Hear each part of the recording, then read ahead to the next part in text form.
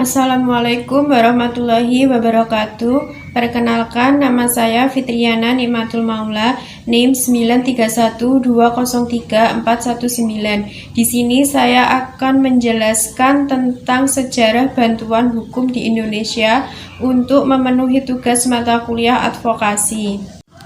Adapun materi yang akan dibahas yaitu bantuan hukum prakemerdekaan, bantuan hukum pasca kemerdekaan, subjek dan unsur dalam bantuan hukum.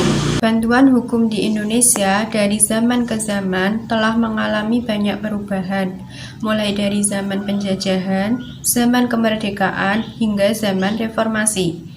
Bahkan, bantuan hukum sebenarnya sudah dilaksanakan oleh masyarakat Barat sejak zaman Romawi, di mana pada waktu itu bantuan hukum berada dalam bidang moral dan lebih dianggap sebagai pekerjaan yang mulia, khususnya untuk menolong orang-orang tanpa mengharapkan imbalan. Bantuan hukum pada zaman penjajahan Belanda tidak memberlakukan hukum yang baru.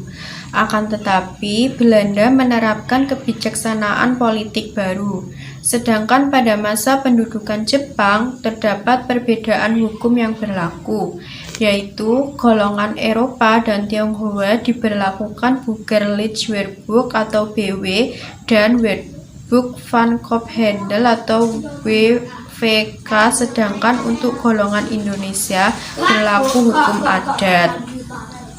Organisasi peradilan pada masa pemerintah pendudukan Jepang tidak menunjukkan adanya suatu kesatuan.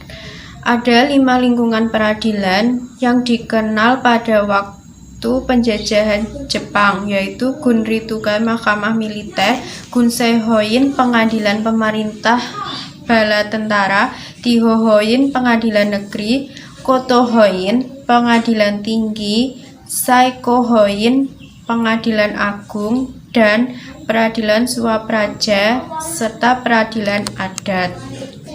Di Indonesia, bantuan hukum sudah ada sejak tahun 1500 Masehi, bersamaan dengan datangnya bangsa Portugis, Spanyol, Inggris, dan Belanda ke Indonesia.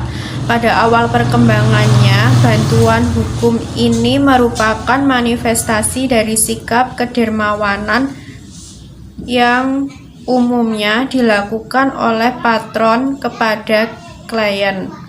Kemudian, bantuan hukum berkembang sejalan dengan perkembangan profesi hukum menjadi kedermawanan profesi, yang selanjutnya profesi bantuan hukum menjadi professional responsibility.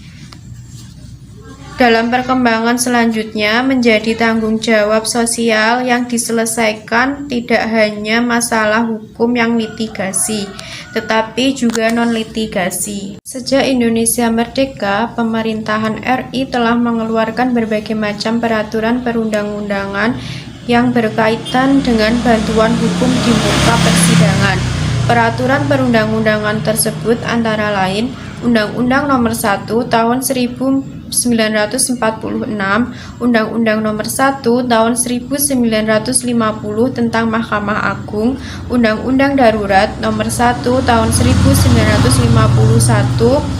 Sehubungan dengan bantuan hukum, maka terdapat subjek yang dapat menerima kuasa untuk beracara dalam persidangan, yaitu advokat, pengacara praktik, lembaga bantuan hukum, perwira TNI Polri, dan kuasa insidentil. Bantuan hukum juga memiliki 3 unsur, antara lain adanya jasa hukum, tindakan untuk menjadi pembela, dan adanya konsultan hukum. Sekian penjelasan yang dapat saya sampaikan, kurang lebihnya saya mohon maaf. Wassalamualaikum warahmatullahi wabarakatuh.